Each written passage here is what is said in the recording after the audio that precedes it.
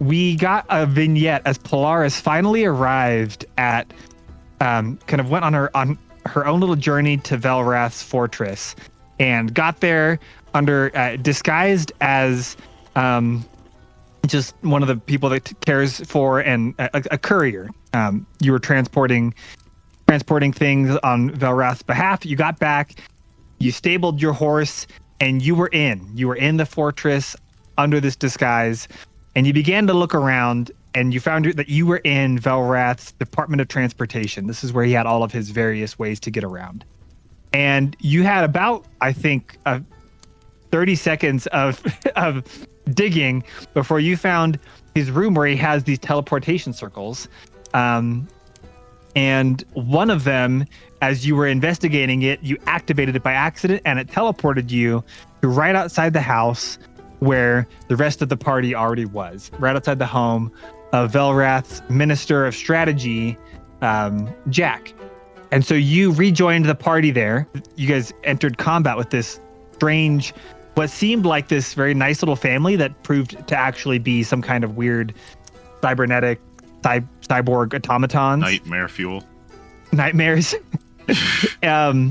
What you now know were kind of a robotic reincarnation of Velrath's former life. Sorry, Jack's former life. His get through and get to Jack. They went into attack mode, and you battled with them and defeated them, and they all exploded upon defeat. You found yourself going through a series of rooms that had encoded memories in them, where you were able to, through some kind of a machine magical setup that Jack had made, you were able to go through these key memories from his past and see various iterations of what maybe could have happened. And you got key insights about his past and how he was a drow. He had left the drow community deep underground and come to this city hoping to find light and life and community, and had been rejected, him and his family. And so they tried to find more community and were continuously rejected until finally, as he tried to seek more and more knowledge and became extremely intelligent, they finally decided that they were done with him, this city, and they burned down his home. And it left him and his family unprotected in the winter. And as they were all finally succumbing to the elements, Jack was saved. Ivo, one of the other ministers, and he was turned into a robot. And, or again, some kind of cyborg. And as you got all of this insight about his kind of tragic past, and you finally made your way to a large door where you had to decide what to do next. And I think you guys were just about to walk through that door.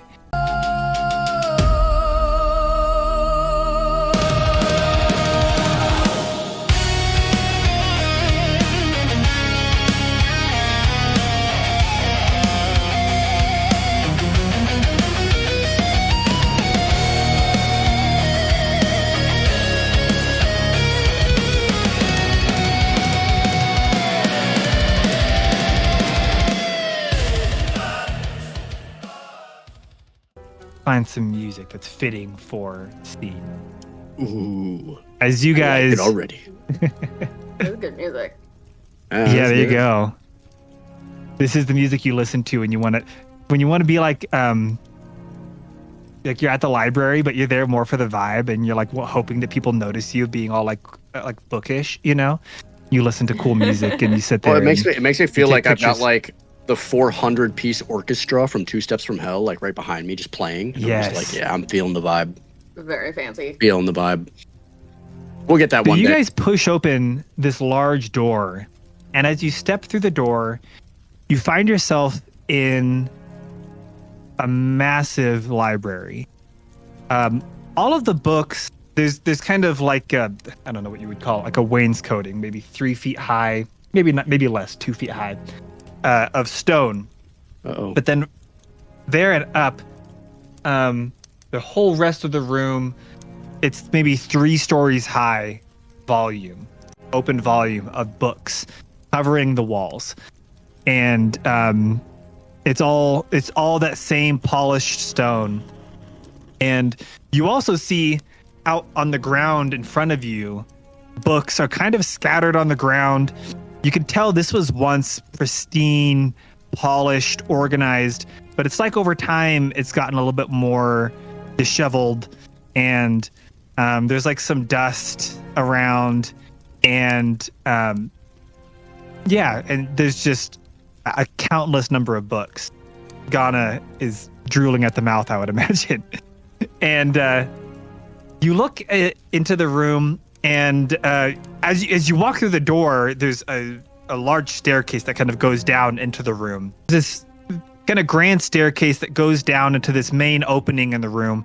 And across the room from you, you can see there's like a lectern or like a study table. And you see a man kind of pacing around, and he's reading a book, but he has like 4 arms, and each arm is holding another book, these massive ancient tomes, and he's like reading all 4 of them at once, and with a 5th hand he's like walking over and he's holding like a piece of chalk, and there's this big board, and he's like sketching some kind of like, you guys like wouldn't be able to understand, but like, you know, it's like in Hidden Figures or like any of these shows where there's like some kind of mad scientist or something. They just have like a wall covered in like equations and notes and stuff. And it's basically that. Like he's just sketching out notes and thoughts, and there's like arrows pointing around and equations. And he's reading 4 books at the same time. And he's just kind of pacing back and forth as he's reading. And then, you know, every once in a while walking back over and adding another note, and then walks away as he sets the chalk down, and he kind of goes back into thought and is going through all these different books. And he seems to pay no mind to the fact that you guys have just opened this door and begun to walk in. What do you guys want to do? I would very quickly call out. And in very, very friendly tone, Doc would yell out over the room, his voice just echoing throughout the space. John, it's good to finally meet you. And just wave. The man, seemingly, I suppose, somewhat startled, but also kind of not. He just kind of shaken, like when you're in a deep thought and someone says something to you, and you're just like, "Oh yeah, I'm like a person in physical space." He looks up from his books and looks over to you, kind of squints and says, "Oh, hello. Do I know you?" Because No, he but wants to. Oh, sorry. No, go for it. Go ahead. Doc would quickly respond and say, "No, but we've learned a whole lot about you, and we're very excited to meet you." What is that Ez is doing? going to, because he wants to see if he's another robot like the ones upstairs, just to be on edge still a little bit, and be like, okay, is this genuinely who this is, or is this another trick? So Ez is going to cast message into his head to see if because if he's figuring if it's like the others where it's scripted, then they in theory wouldn't say anything outside of whatever the scripted thing is, just like before. Oh. So he's going to cast the other one, message. didn't you use No, I did use a that. spell but to this like is- get into? Yeah. But you're But just this going to is see not- if he responds. Exactly. He's going to see if he responds, but if the response is scripted like the others. As I he see. figures the other ones were so scripted, looking back on it hindsight, he could have probably just used message to figure it out versus utilizing something more Wasting a intense. spell slot. So what are you saying to him with your message? It was like, "Dear Mr. Arms, my name is Ez. I am the boy in front of you. I have the purple cloak on. I am not your enemy. I am just an elf who is looking for answers.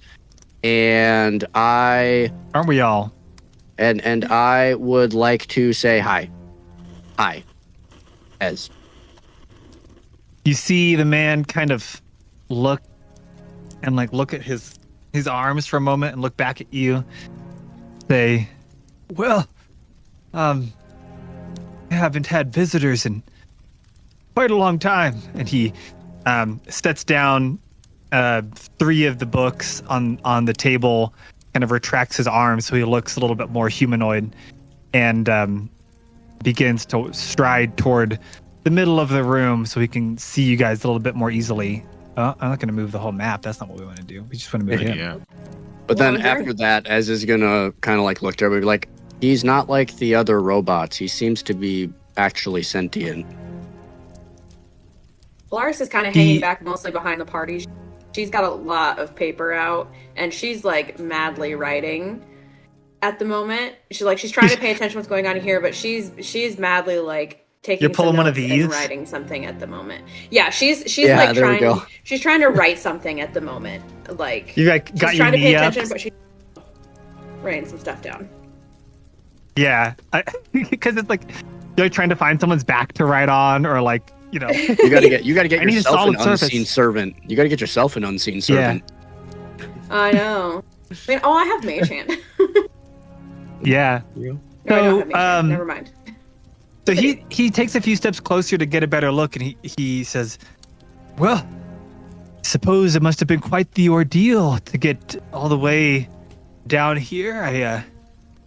I have made it a point to be an advisor and a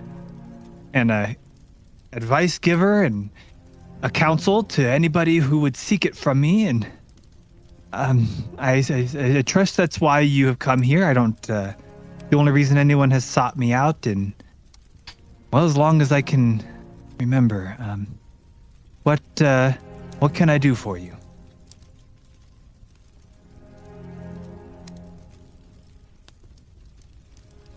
I would take a quick glance to Ghana to make sure he wasn't about to say or ask her. Yeah. anything. Ghana. I would first like to ask you a question about our journey here.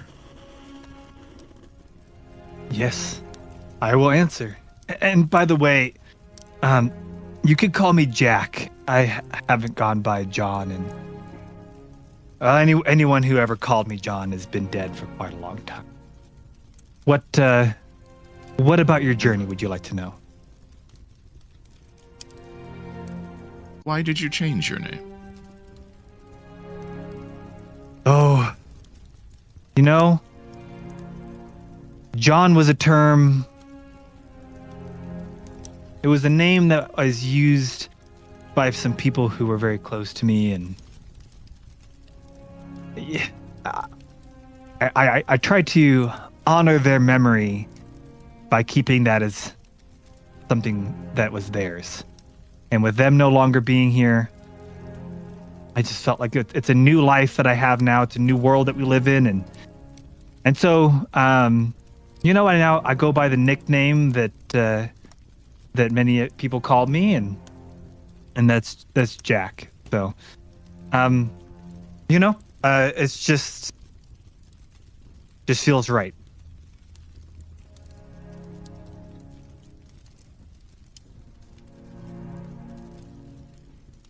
We encountered 3 on the way getting here. Were they your creations? Oh, the creatures in the home above? No, not truly. I had them commissioned from my peer. You must have heard of Ivo. I trust. I trust you've either met him or heard of him. He's well known in the land, and I commissioned the creation of those automatons from him to hopefully keep my home safe and keep out any intruders and I suppose help me remember another time. Yes, Ivo is quite the craftsman. Indeed. From Kind of looks at his arms. He said, Have you met Ivo?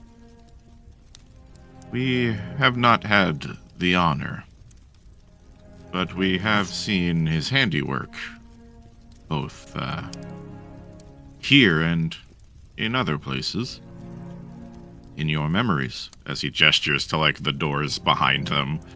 Oh yes. It's probably for the best, as you may have gleaned. He is. There are not many who meet him and wish to see him again. I think is the simplest way to put it. I reach out to him when I have needs for his mechanical prowess, but if I never have to leave my library, I'll be happy. But much less ever go back to his laboratory.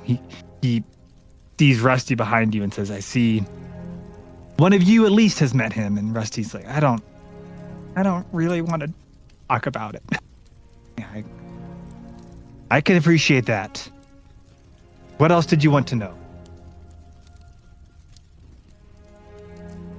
It seems that you know how he does what he does. Why would you commission that to be done to others?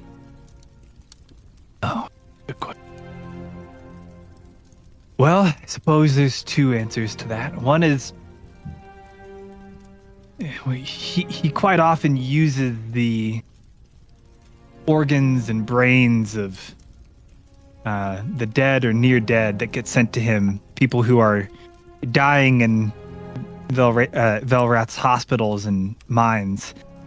And rather than simply letting them die, he repurposes them, and I suppose that comes with its own moral dilemma, but I also have lost the love of other people quite a long time ago.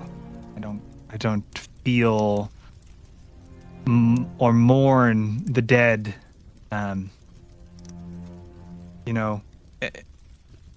Nobody is truly innocent, and I know that the way he makes his automatons, he can do it with varying levels of consciousness remaining. Obviously, I've retained all of my faculties. Those ones, as you may have been able to tell, did not. They had none of their memories, none of their humanity left in them. And, that was good enough for me. What would your family think of that?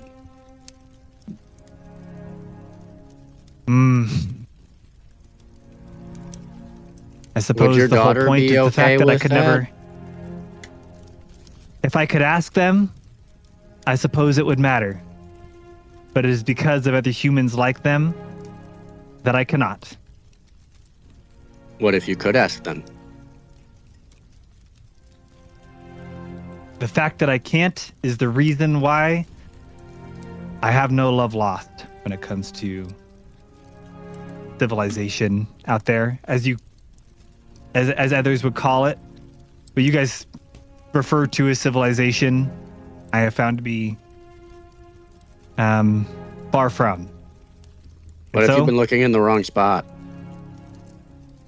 Looking in the wrong spot. You're looking in books. I Why don't you look outside of books? You can talk to all sorts of people. Oh, I talk to people through a vast network of sages and scribes. But not your wife or daughter. What I've learned so far is that the things that can be trusted are facts and knowledge. People will hurt you. They'll die. They'll betray you. They'll hate you. They'll hate others. I'm a drow. I come from deep in the earth. I came from a culture that was full of hate. I came here hoping to find beauty. You saw these memories. I only met more hate. My books, the facts that I learned from the other sages, I can trust those. And I will impart them upon you if you have things you would like to ask about. I would rather keep more about my family to myself. It's not something I care to Lars. talk about. I'm raising my hand. Yes, young Tabaxi. Lars, she's finished scribbling. It's a little rough. It's a rough draft, but she's gonna walk up to him, and she's got several pages she's been working on as they've been going through these rooms and seeing the story of his life. And she's gonna say, "It's not perfect. It's rough. I mean, I would gladly make it more better for you," but she's gonna hand him the papers, and it's so what's supposed to be the papers is supposed to be detailing him, basically telling his story, detailing him as a hero, not of big battles, but the simple everyday hero, care of family, commitment to community, and the bearing of good witness in spite of ill treatment. It's a story of simplicity, tragedy, aiming to show the beauty and fragility of life in a broken world and the meaning that can be found even in a sad ending. So that's like what she tried to encapsulate in telling his story just as roughly as she could in the short amount of time. And hands those sheets over to him to try to give him perhaps a different perspective, having seen him trying to change his life to see that your life was beautiful even in its tragedy. So like a biography, but like reframing and trying to help him. Yeah. He receives it, and you see him just kind of reading through, kind of scanning the first page or two, and he looks at you. And there's kind of a long pause, and it's very quiet. The room is lit with torches, and you just kind of hear the crackling of the fire from the torches and the flipping of pages as he reads a little bit. And he says, "This is a great kindness unlike one that I have experienced in many, many years. Thank you, young Tabaxi." And he takes it and he sets it down on his... What?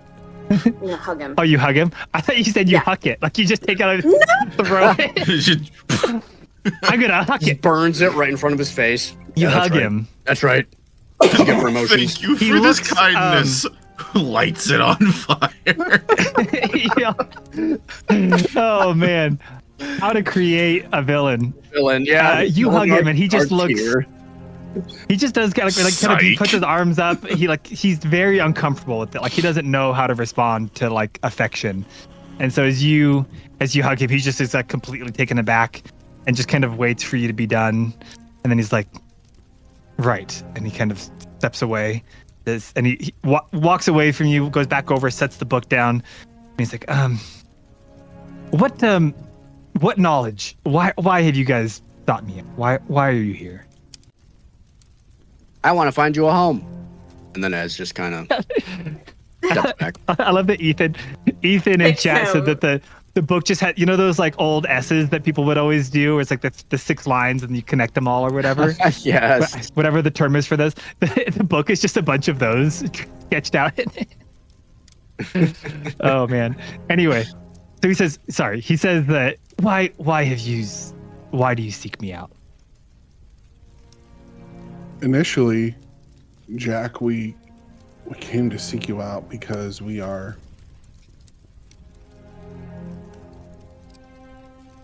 Ghana just side eyes Doc.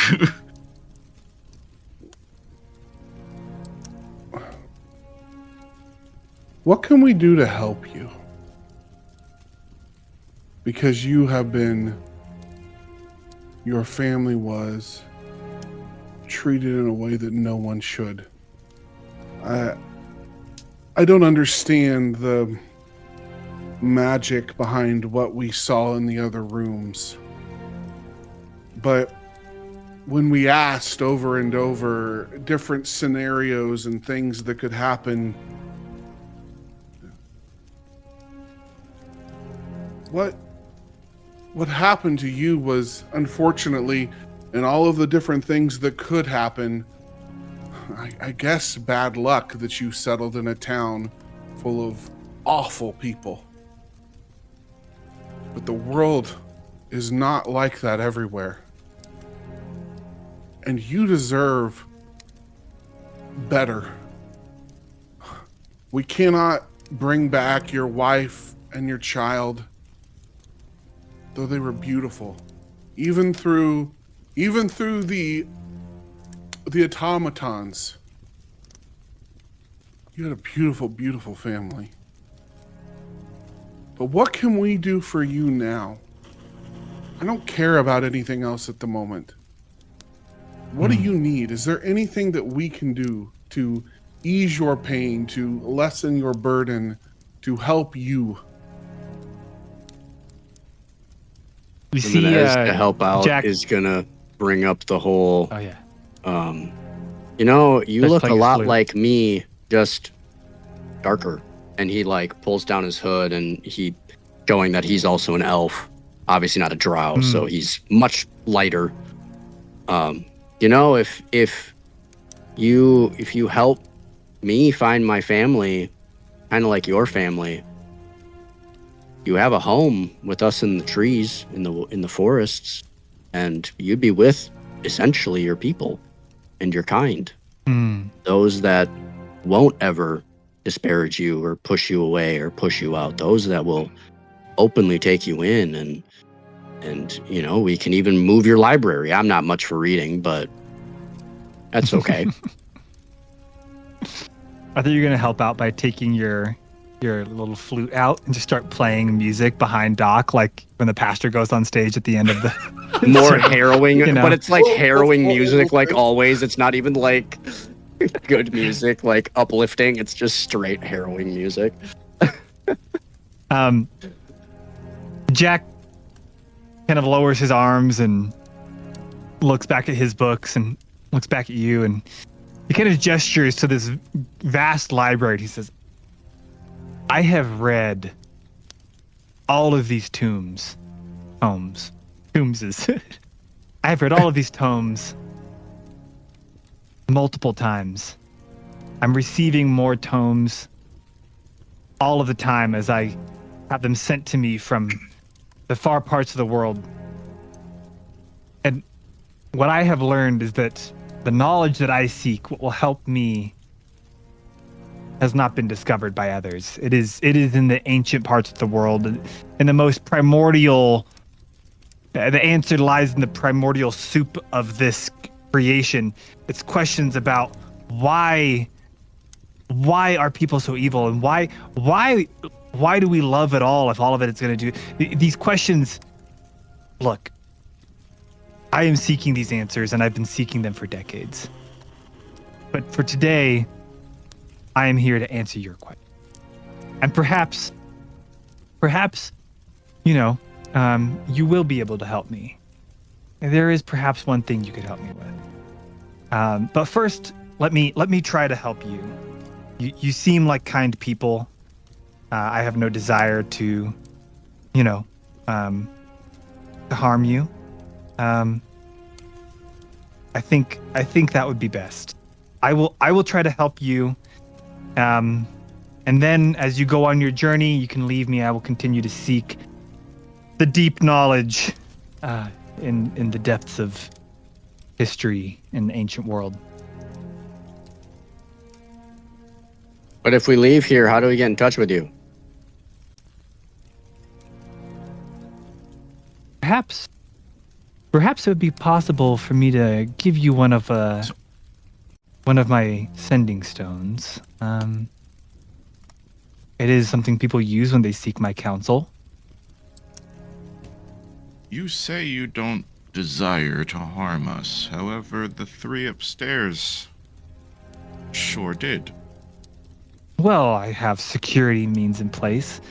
As the minister of Velrath, there are those who would see me hurt, for the sake of injuring Velrath. Not that I have any great love for him, but you know, many assume that I do, and so I have to have certain security means in place. The fact that you got through them shows that you must be great warriors, and I appreciate that you have not come in here seeming to have any kind of violent intent.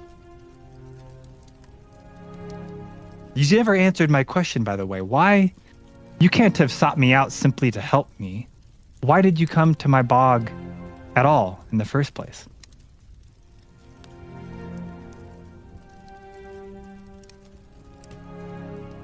The reason we came here and the reason why we are here now are two different ones. The reason we are here now, the question I would like to ask you now,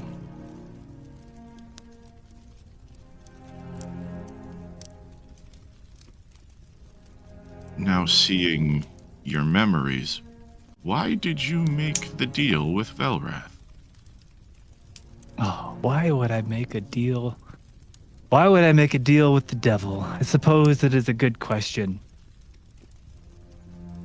Why would someone... Let me answer that with a question. If you were given, what is it that you most desire? You were given the opportunity to have that, whatever that is. To be kept alive, to make your life mean something, to get that thing that you most desire, to make your life mean something. Is that worth making a deal with the devil for? As you see, I have that memory in there so I can replay it. And I've asked myself that question many times, whether there was a better path, something I should have done differently, a way to achieve what I wanted without having to make that deal. I haven't found another way. It is ironic that it seems that what I search for in life is something that I assume you also thrive and seek. As he just kind of gestures to all of the knowledge in books. He goes, however, what you have gained from Velrath, I fear has made it lose its meaning. You see, time and wisdom are quite fickle things. Many times people fall into the trap of trading one for the other. Yet it is the time that gives wisdom its worth. The amount of wisdom that we can gain in the limited amount of time that we have. As he kind of just like turns to Ez and then like looks at Polaris, he goes, some of us have more than others. But with all the time in the world, why seek it at all? I suppose the meaning that I look for in my life may be different than yours. I seek knowledge, and I seek knowledge for what it can provide. And I suppose that is for me to hold, and perhaps you could understand. You seek knowledge. What is it? What do you seek knowledge about? Perhaps we can commune in sharing knowledge with one another. He's just gonna pull out like his holy symbol from his robe. Just assuming he already knows what it is. Because right. Yeah, so Jack sees and he says, a follower of Ayun. Yes, there are very few of you left out there. A proud people, a trustworthy people. So then you understand. Knowledge is cold. It doesn't betray you. It doesn't get hurt or hurt you. You understand that knowledge can be trusted. Well, look, I have research I must get back to. You seem like kind people. I would like to return to my research. If you would like to help with my research, no, I would never ask you to do that. No. No, you can't help with my research. I should return. I should return to my studies. And but again, I don't want to leave you empty-handed. If there's anything I can help you with, please let me know. Otherwise, I should really return to my research. What is your Rez holds research? out his hand for the sending stone. Oh, I'm researching. Well, I'm a druid by trade, and I'm researching knowledge of ancient creatures. I think suffice to say, some of the most ancient creatures that ever existed. They too were betrayed and hurt, and I seek to understand them better, perhaps to be able to commune with them and bring them back, talk to them, to get their help, to make things right again, to set a sense of justice forward on people who have done harm. That's maybe more than you need to know. I can see if there's a sending stone around here. Doc just like jumps and speaks up. Are one of those people you're looking to speak with the Lord of the Whales? Oh no. That is a good question. I wonder if these creatures. That's a great question. You see him go and make a note on his board about like draws a line from one thing to another and sketches, writes out the word Lord of the Whales in druidic. Perhaps, yes, perhaps there is some kind of connection there. It's a good thought, young man. I like this. I like this idea. Am I right in assuming that your life's work is in the pursuit of knowledge? It sure seems that way, as he's like looking around the room. My life's work is in pursuing justice by way of knowledge. And What's what your if definition of someone- justice? Ooh. Are these really... I can only answer a few more questions before I need to return to my research. Are these... I mean, I have all of this knowledge. Is this... Usually when people come to me, they are seeking questions about, you know, the world and how they can be stronger or smarter. Maybe they have... Are these the questions... I mean, I appreciate your interest in my studies, but I only have so much time. Is this really what you seek my counsel for? Defer to Ghana. The fact that the guy that's immortal says, I only have so much time. Well, he feels busy. And also, it's worth remembering, he does not feel super comfortable with people. So he's like, I just want to answer your questions and be alone again. He's kind of an introvert. Very introverted. Yeah. I think what we are trying to do is establish whether or not the information that you give us is in good faith. The question I was going to ask you was, what would you do if someone that you worked with was in active pursuit of something that opposes what you do? Someone who seeks to destroy the knowledge that you seek to achieve justice. I would either use them to achieve my ends faster than they could stop my ends, or I would try to stop them by whatever means I could. Why? Do you know someone who seeks to prevent me from being able to accomplish my means? My goals? Not directly, but I fear that it would be a side effect if you seek justice and someone actively seeking injustice would lead people to believe that you are the same if you work with them. You refer to Velrath, no? Just nods head. Yeah, all heads are nodding. I see. Look, I feel you are intelligent enough to know what he is doing. Oh, certainly. Look,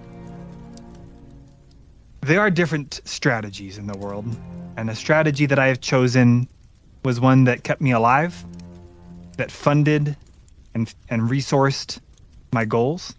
This library, everything that I have, none of this would have been possible if I were on my own. I would be dead in the forest. I felt that that was not a life of purpose, that it would have been a waste. And I suppose it depends on what you think justice looks like. Through manipulating Velrath, I have been able to cause him to destroy villages of people who are doing great evil. And while he has also done other forms of evil that I would not support, suppose that was the deal I had to make and that I have to live with. I will say this, and Velrath is very aware. If he were to be attacked and killed, I would not mourn his death. I have made it very clear to him that I serve him out of contract and duty only, and that were the opportunity to present itself where he was going to be killed, I would not prevent that. And I would perhaps be glad to be freed from these shackles of obligation to more freely focus on my work without the nuisance of him calling me for advice and counsel. I suppose that maybe is sufficient answer to your question. I also should note that because of my strict and devout even love of knowledge, it would be far be it from me to ever answer something manipulatively or deceitfully. I will give answers only to the greatest, just as I do with Velrath, greatest extent of truth that I can.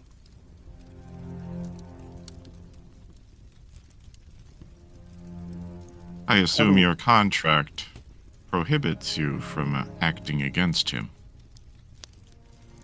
Directly. I, as his minister, cannot take any direct actions against him. Does it prohibit you from taking actions and helping others?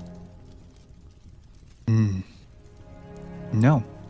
No, I can provide whatever counsel I seek in my free time. Whatever counsel I so desire. What if the help you provide others is in direct conflict with what is best for him? Suppose you haven't met Velrath yet. You will find when you meet him that he is not a fool, but he is not, well, he is not like us. He is not one for, shall we call it, fine print. So that was not a stipulation that they chose to write in contract. Ghana just looks to Doc. We have met him. He's a lich that attacked our hometown. Oh, he did. He did go and attack. I was curious if he would do that. Well, then, yes, you have met him. We're here to stop him. Well, you'll get no opposition from me. How do we do it? How do you stop him? Well, a dagger through the heart would probably be a good place to start. Yes, I know. Do you know where his, he's a lich, so actually that wouldn't stop him. Do you know where his phylactery is? Ah, yes. Sorry. You must forgive. He is near unbeatable. But this is something I can tell you. This is a good question. I suppose you haven't been to his fortress then. You met him only when he attacked your town across the ocean. Correct. His fortress, it is large and cold and brutalist, and resting upon it is a massive lighthouse with a light that is magic, and it allows him to cast his eye about and keep an eye on anyone that might approach. That lighthouse, at the very top of it, in where the light comes from, is his phylactery. Hold on, repeat that. The Player. The light. The lighthouse. So the fortress has a lighthouse on it. It's a little bit, Eye of Mordor kind of Eye of Sauron vibes. There's a lighthouse on top of the fortress, and the lantern within the lighthouse that shines a light out across the land is the phylactery. Which is why when you guys first encountered him, there was oil like that from a lighthouse left where he was.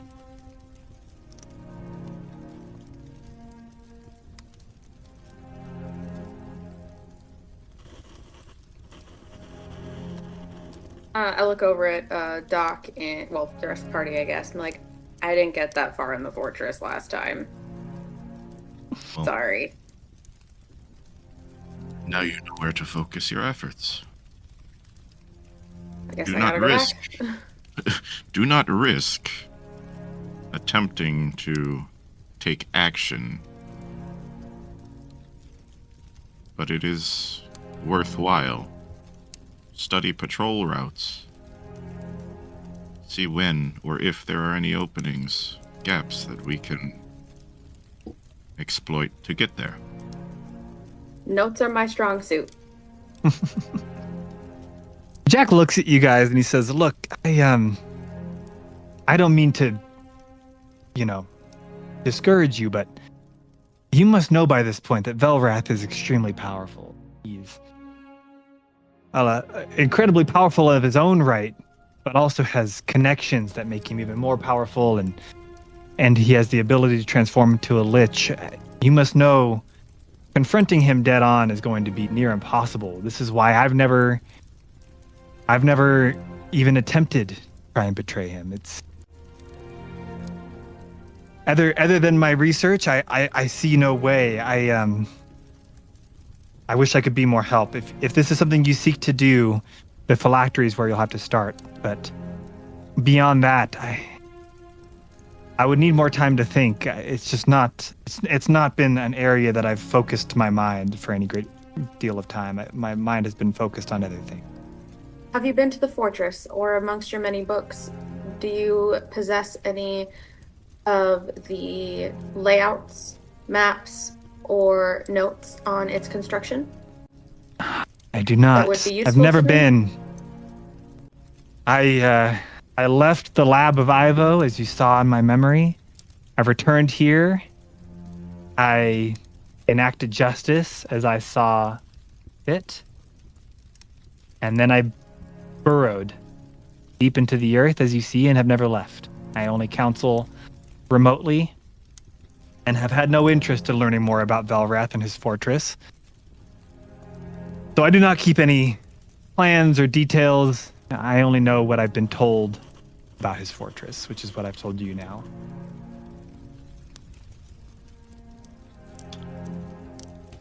I do not agree with your assessment on life. That's fine. I don't expect most do.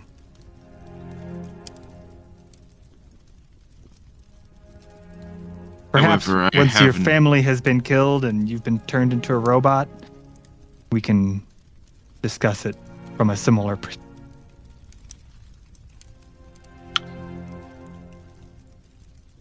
You know, that is unironically like one of the only ways that you would shut Ghana up, because he hasn't had the same life experiences, so he doesn't actually understand, and he can't learn that from a book. Yeah. Yeah. If you ever wish a more polished version of your story, I will gladly write it for you. That would be a great kindness. And if we save my look- people, you can come to the next festival that we have. Maybe that's what you need. Music, food, fun. With your people. That would be wonderful. If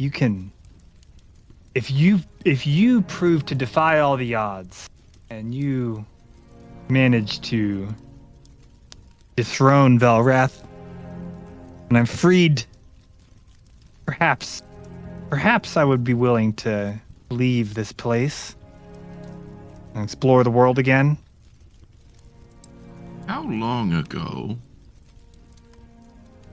did Ivo save you? Oh. I have not kept records of time. It has felt like a lifetime. They must have been at least decades.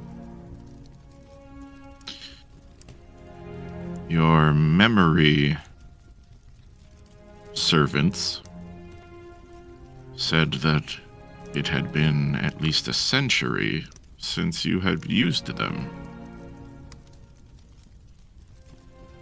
I assume... Time flies when you're learning, I suppose. I assume you created them after your incident with Ivo. I did. It's been longer than I thought since I've been part of the world.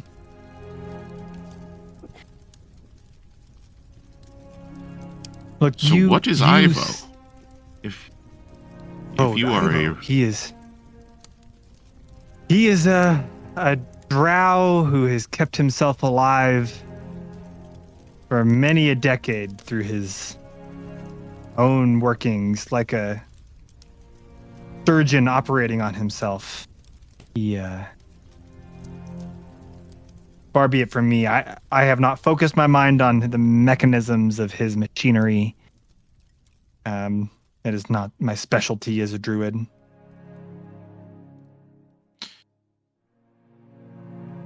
And one last question. Mm-hmm.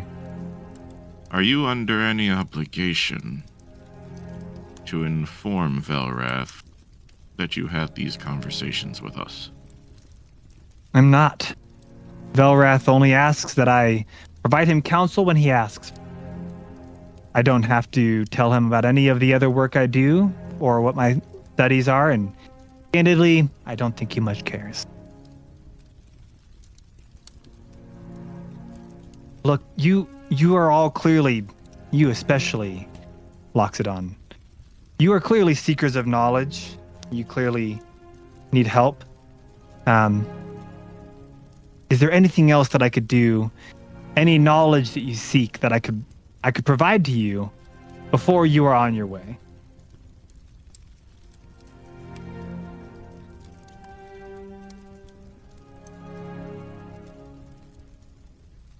Don is going to vanish. Oh. Well, while he is grabbing something, I do have a question. Yeah. Is there a way, and this is Doc speaking to him. Is there a way to bring to life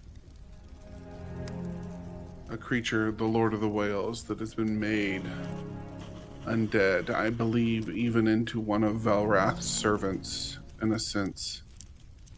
Is there a way to undo the undeadening? The undeadening.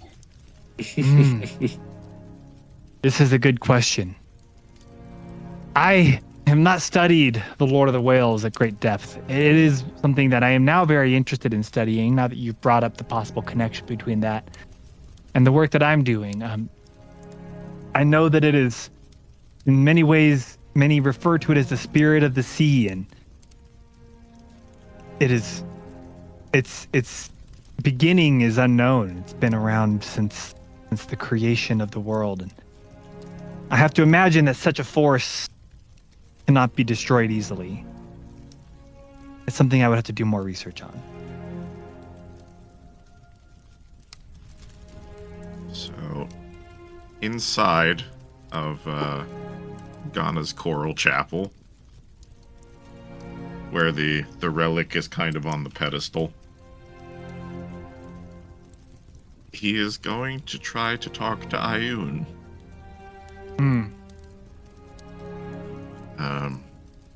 He gets down on his knees. Ayun, you sent me to Doc for this relic, yet he did not have the answers. But you showed us a vision. You showed us a vision of the Velkoran Islands. And now I am presented an opportunity. This man may be able to help us. Is this the man that you intended for me to cross paths with? Can we trust this man? You just see images, as before, answering in visions, and you see a vision of the man, of Jack, holding the relic and kind of turning it over and talking to you and having this bright conversation between the two of you, excitedly deciphering this device, or this relic, and writing out notes and understanding. And you see your friends kind of in the background, standing and watching as you guys are deciphering these secrets. And you just get the sense that, yes, Ayun is... Ayun gives you the sense that this is someone who is a genuine seeker of knowledge and someone who would be able to help you in this situation.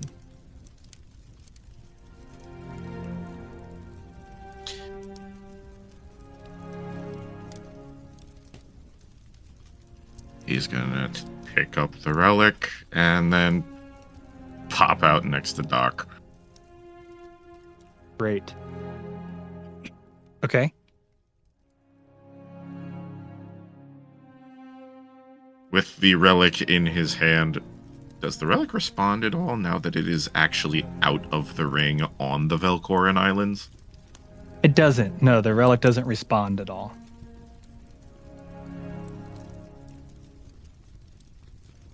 He is going to approach Jack. With your mouse still following until?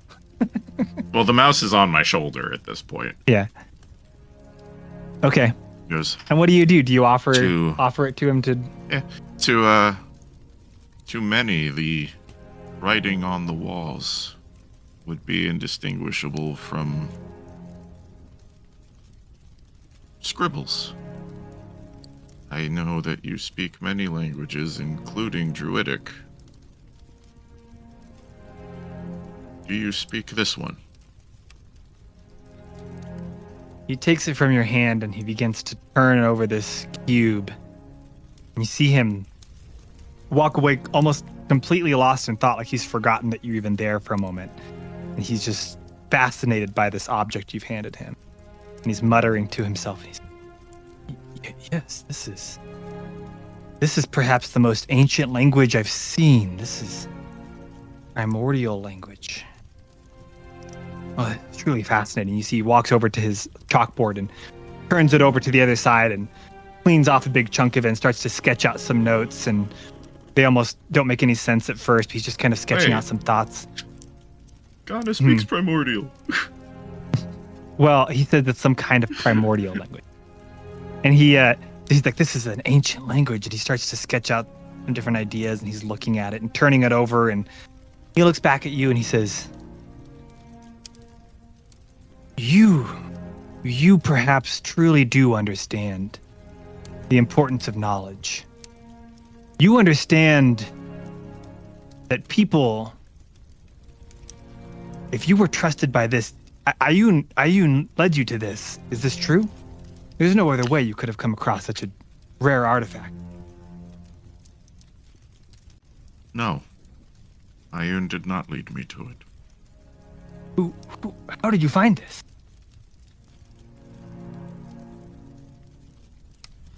I was led to its location by a Marid of the ocean and the Wild Mother.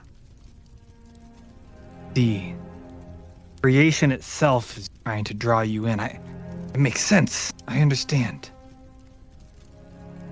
You understand, I see then, that nature is sick. The ocean is sick. The forest is sick. People are poisoning the land. These people. Knowledge does not poison people. People are. He looks at you and he says,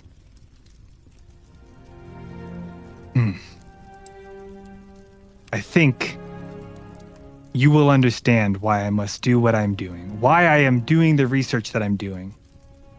The rest of you seem incredibly kind. You seem generous. I disagree. hate to have to. You disagree with what?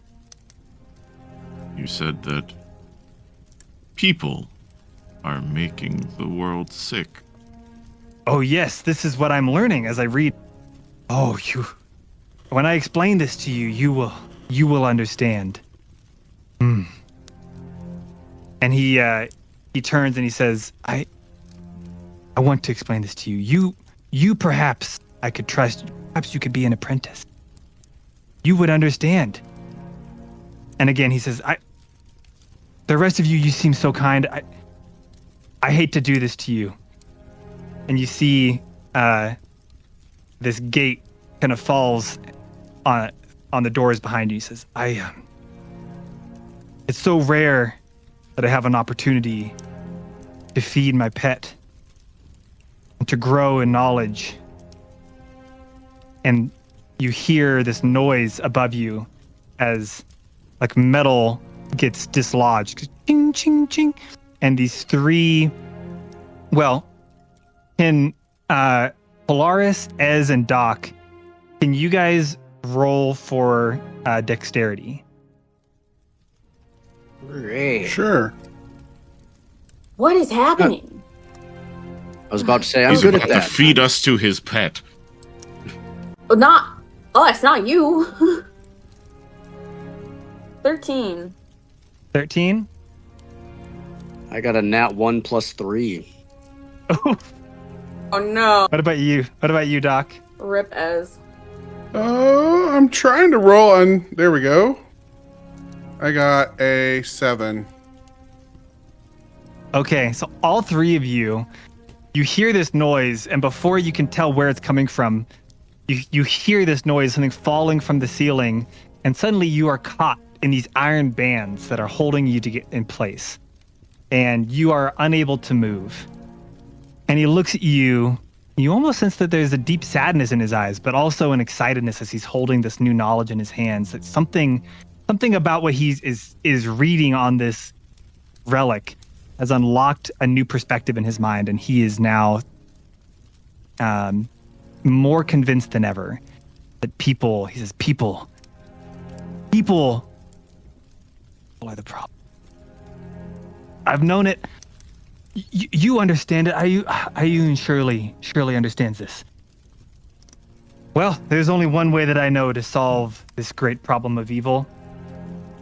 And you hear as on the far end of the room, there is you notice that there was another door that led further, and you hear this kind of screeching noise. And he says, "My pet must be fed so that it can enact justice. It is the way. As it consumes more knowledge through people, it can become justice incarnate. I must do this. There's no other way. I have to." And the gate on the other end of the room opens, and you hear this screeching noise, and you see the room. There's like these little holes around the perimeter of the floor, and water starts to pour in, and like an inch or two layer of water starts to cover the whole floor. And in front of you, you see this massive, whitish, but incomplete, not fully formed creature begins to squelch and squiggle its way into the room, and it rears up behind him, and he says, "Loxodon, I believe you said Ghana? Come with me. I will show you. Never mind. Set this aside. I will explain to you everything that you seek to know about this relic. I would love to. I would love to do that. And as he turns and points a direction toward the chalkboard where he starts to write out and translate for you everything that the relic has, this creature begins to make its way across the room toward your friends who are now bound by these metal spheres that are holding them in place. Hold on just long enough for me to figure out what's on this cube. I just need a second to figure out what the crap just happened. It went from like it was going fine, he was gonna help us, and now suddenly like you look like a tasty treat for my pet. Hey guys, my name is Mark and I'm the lead pastor at Lux Digital Church. I hope you're enjoying the D&D campaign, the show today. I hope you're having a great time hanging out with the entire crew. And I also wanted to tell you that over in our Discord server, we have an ongoing Dungeons & Dragons West Marches style campaign. That means you can jump in and play at any time that is convenient for you, as long as there's a game being offered with a variety of different dungeon masters and players. We have games that are posted every single month that you can join in with, starting at level 1 and going the whole way up through level 15 in D&D in the new 2024 5th edition rules. If you're interested in joining in and playing some D&D with us, all you have to do is join our Discord server at discord.gg/luxdigitalchurch, and then go ahead and grab the D&D rule, slide down inside of the channels to the Play D&D section. You can look there and find different videos on character creation, different elements of the world that we're playing in, and then you can submit your character and jump in an adventure off of the guild board soon. Once again, I hope you've been enjoying the show and the live stream, and we hope to see you over in the Lux Discord to play D&D with us very soon.